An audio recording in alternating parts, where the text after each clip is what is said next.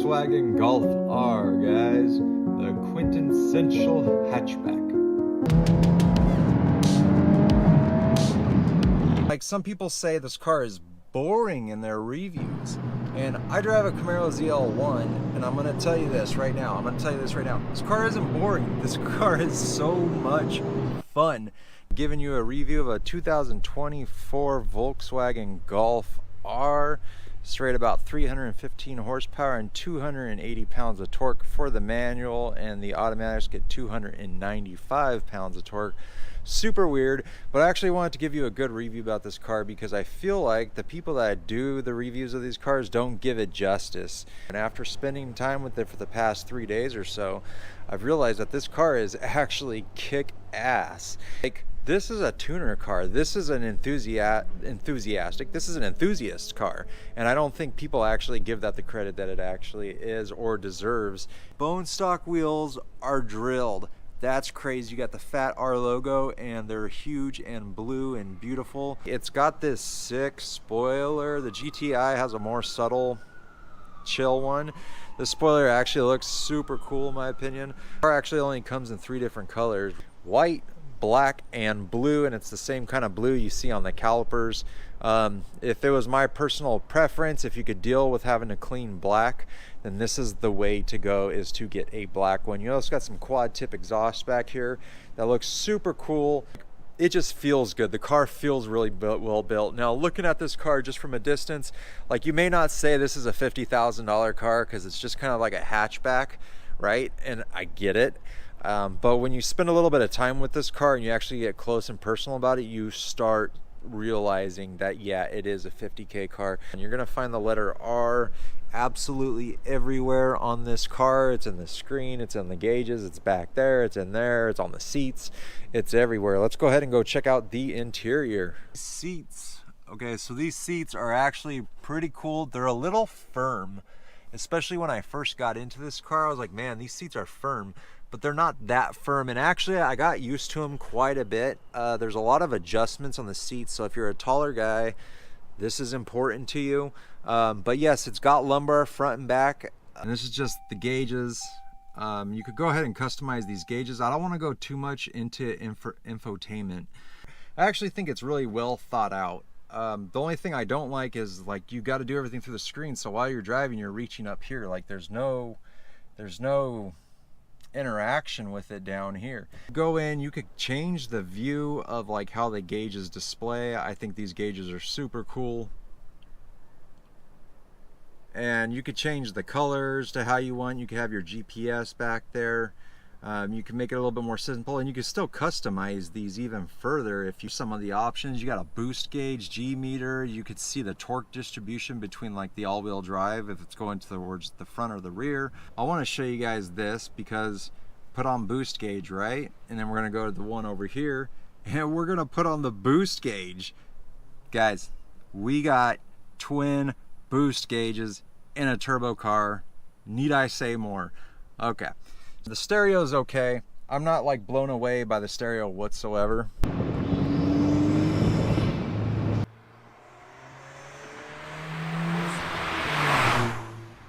Beautiful turbo noises coming out of this car. I'm getting bad looks from people in the neighborhood that live on this street. Matter of fact, I've gotten lots of bad looks about my driving since I've been driving this car. And I gotta be honest, I think I'm okay with that because that's kind of what I want. Speed limit's 25, not 35, jerk. Yes, sir. There's a school up here. Children. Turbo noises that this car makes with an intake are worth writing books about. Whoa, that guy. Did you ever just see that? Did that guy even just like miss that red? Okay, maybe not that, but it is so nice.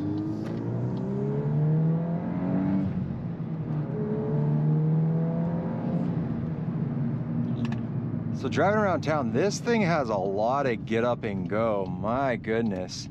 This thing is not screwing around. What happened to that guy's car? Now the engine, you could kind of tell just driving, it's not like the greatest noise, right? It's not the worst noise either. A matter of fact, you kind of get used to it and you kind of like to enjoy it. I think the driving seating position is good. You could get the seat really low. If you're just going around town, this car doesn't exhaust you. You're not going to rub the lip on high bumps like you would like a Camaro or, you know, similar car. It just kind of feels good when you want to drive it aggressively, and it feels good when you just gotta like be calm and sit in traffic a little bit. I had a 1 hour drive with this thing, driving from the top of Orange County to the bottom of Orange County, and it was just traffic the whole time. It sucked. And I gotta say, I didn't feel exhausted when I got home. I didn't like, I mean, I did, but I was golfing all day, which is funny.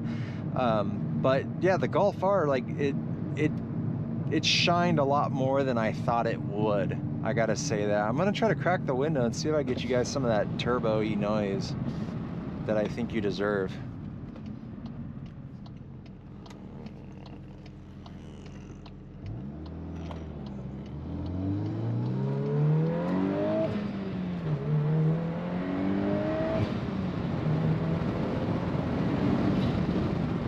All right, let's slow down a little bit. This car has a hell of a pep in its step. I gotta say, when you get on it and you have an intake on this car and people hear the turbo spooling, you see them looking from down the street. It makes noise. And we're stopping. And this should be a testament right there to just how good those brakes are. Did you see just how quick that thing stopped? Amazing. So I want to go ahead and put it in like a different mode. We'll put it in race instead of like the drift mode, right? I still think that's plenty aggressive. You have the Nürburgring road, but you could also come in here and customize and go through. You have like 12 positions of how you want the suspension to be, the magnetic suspension. Steering, race, engine sound, all that kind of stuff is here. I don't mess with it too much. I've given it the fully stiff settings, and yeah, it's too bumpy. It is. So I gotta say, that's probably not the best setting, unless you're like on like perfect roads, which, you know, where are you gonna get that? All right, we're just gonna keep it in race because that's what we do. And of course, I am short shifting. I am not driving the best because I am on video now. But I gotta say, I was driving a lot better prior to this video, a lot smoother. And that's something to say. The gearing is very, very short on this car. And I think that's because it's meant to get out of the hole fast. It's meant to have aggressive times. And that's not always what you want, but it's kind of like what you get, right? But I think overall with the short gearing, you're gonna get a lot of fun out of it. I could go for a longer first gear. First gear is probably like tops 27 miles per hour. And you see I'm doing a lot better now.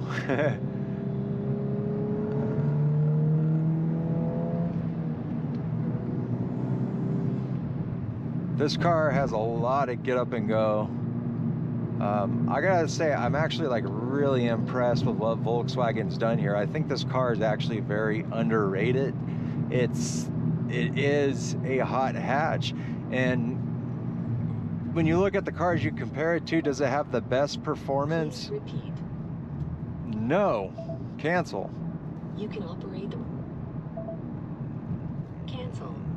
So if you happen to sneak in the name brand of this company, you're gonna end up activating that while you're talking, which is funny because it's something that I do. But I think this car is damn near perfect, and I don't think the reviews say that. I don't think the reviews really talk about how exciting this car is. They go, oh, it's kind of boring. I don't think this car is boring. As a matter of fact, I don't think this car is boring at all. I think this car is a blast.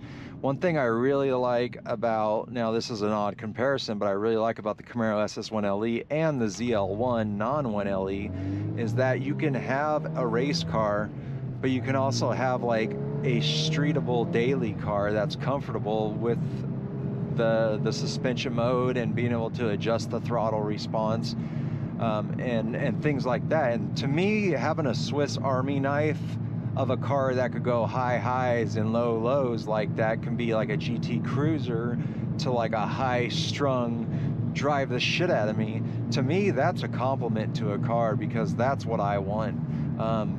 You know, it's not going to be the fastest performance car. It's probably not going to be the fastest on track, but I can see this car spanking a lot of other cars. And we're going to go ahead and put it on the Canyon and get a little bit of that driving experience just to see how that goes. Hi. But overall, road noise is actually quite quiet. And I got to say that is very nice. When you get on the freeway and you're just cruising, the car is actually very quiet. If I come in here into the throw us in comfort mode, I know this isn't exciting, but the exhaust and the intake of the engine noise is a little bit quieter. The suspension is softer. And when you say softer, I guess you mean you don't feel a lot of the small imperfections. It's still a stiffer car, but it just translates to the driver differently. So you can still do what you want to do with it, but it's just going to be a little bit more compliant for the driver. And I think that's a really nice thing to say. What, that guy fixed his car with tape. That's hilarious. But like just driving this around town, you still know you got that hot hatch. You still know you got that big old turbo just sitting waiting for you. You know, you still know you got 315 horsepower and 280 pounds of torque out of the manual, 295 on the DSGs.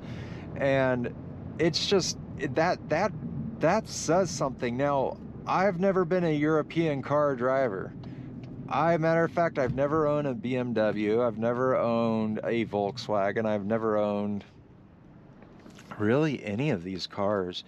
And I've never been a fan of them for a lot of reasons. I like American muscle for a lot of the reasons. But this does something a little bit differently to me, and I'm excited for that. I'm going to come down here to torque distribution or performance. Let's see what that is. Okay. That's how much torque we put out in kilowatts. I'm not even sure what that is. We got oil temps, coolant temps. I think that's super cool. That's going to be useful if you're on the track. Assist systems. No driver's assistance that controls vehicle are active. I like that. Gear display, of course, if you want to know what gear you're in. Now, this is the weird thing. Unless we're moving, it doesn't show. So at a dead stop, I put it into first, and it's not showing first until we actually like get on throttle and show low performance. So I think that's not a cool thing, because if you're parking your car, right, and you want to like take your foot off the clutch, you want to know if you're in gear or not. Well, it's not going to tell you. You have to just do the classic wiggle, right? And hey, we drive manuals for a reason. We like the wiggle. Don't take that away from me, so I'm totally okay with that.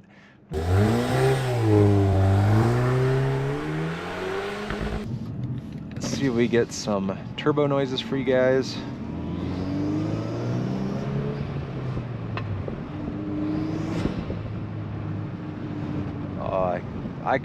I can personally listen to that all day.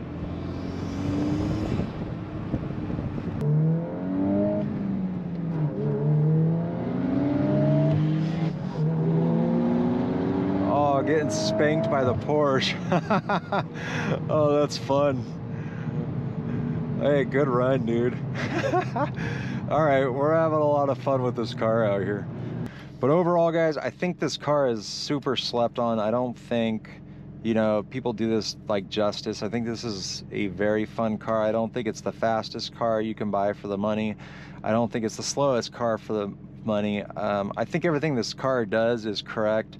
I think, honestly, like throw a stage 1, stage 2 tune on this car, and you got like a serious weapon on your hands. Bone stock, I think it's a blast, and it's actually quite a quick car, especially when you get it in like boost weather, right? So you put it out in certain environments where the air is cold and dense, and you're gonna have like a lot of fun.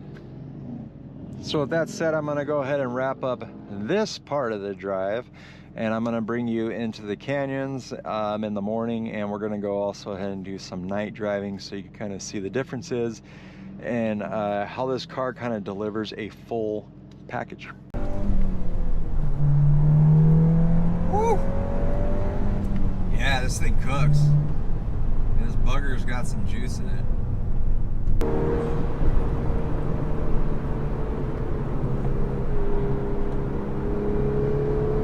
Wow, look at that. So I am trying to figure out this car, where its limits are, without going too far.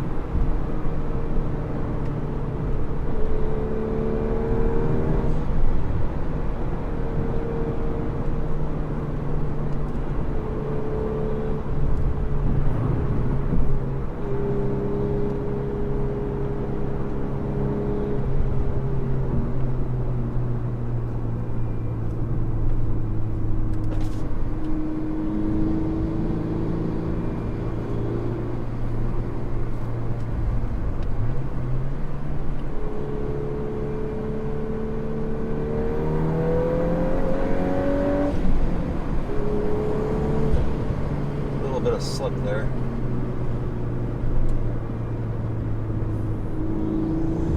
Thank you. Don't get that very often up here, so I'm going to take it while I can.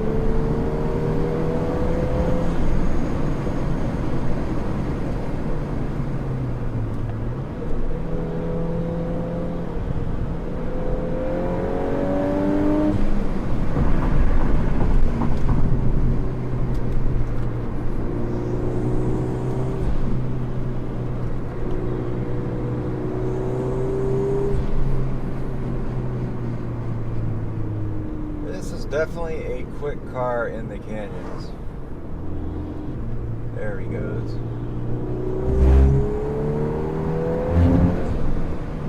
Wow.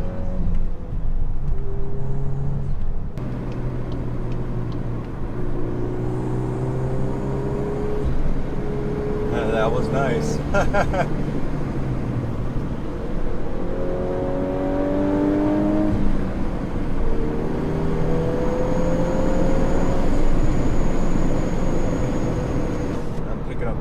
Bit of whistle there. I don't want to be too hard on this guy's brakes or his tires.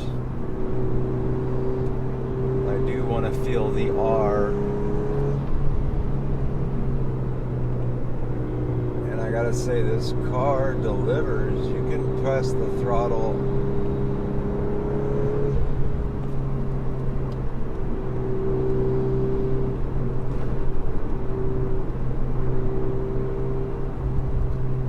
on the turn, and that's rewarding. That is very rewarding. I will say I want stiffer suspension. I'm gonna go back to race. I can feel the suspension stiffened up already.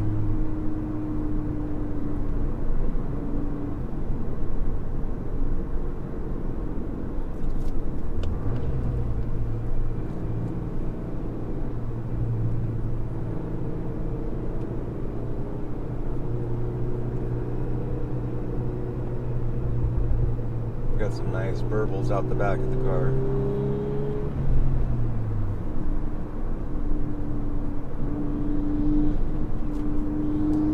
Wow, we've gotten lucky today.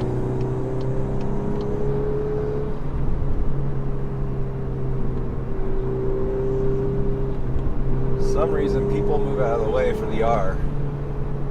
Not so much the ZL1.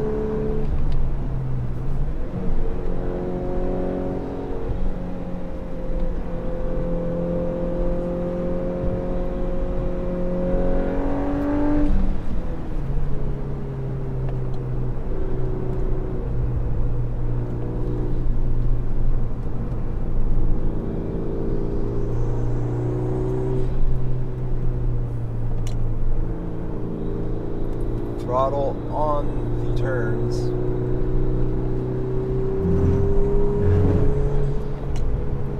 With beautiful turbo noises. I do wish these seats were a little more side bolstered and longer on the bottom portion. Wow, look at that. Well, I'm sold.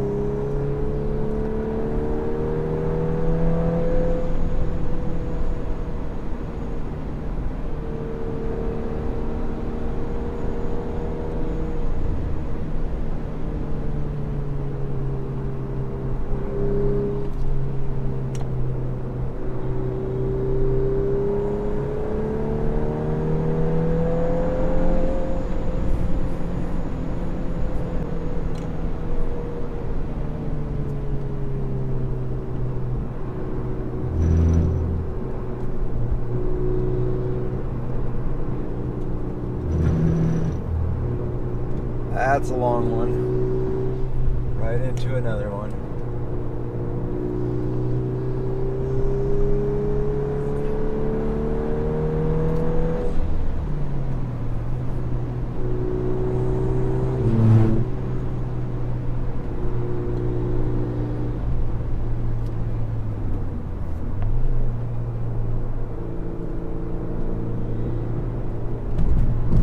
Uneven pavement change, and it wasn't bothered by it whatsoever. Very good turbo noises this morning. Man, those turbo noises, you get a few pops out the back. This car's got something special to it. Very good mid-range on this car.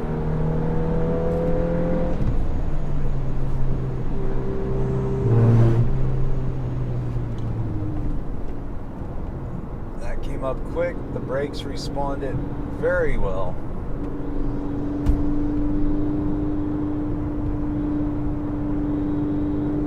That was a pleasure.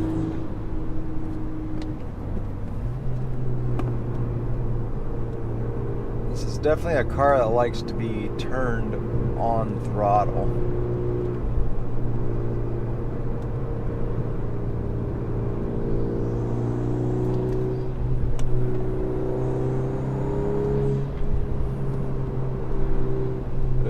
And no complaints from the tire.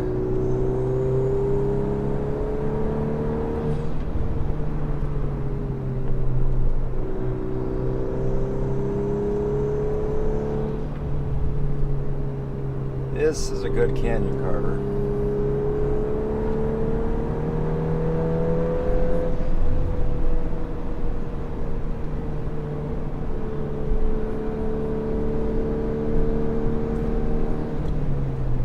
Overall, I gotta say, I think the Golfr is a great car, and if that's what you're looking for, don't really hesitate. Go out and buy it.